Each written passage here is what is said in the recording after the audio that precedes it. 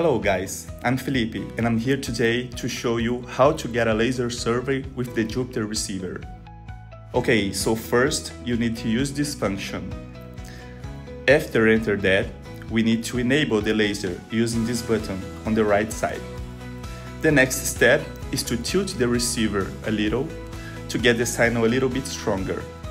And then we can point the laser to the point we want to collect. Right there. When you find the point, just tap the button to record the point. It's done.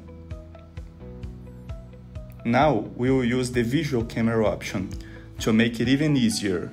So first, click this icon. After that, tap the camera option to enable the camera.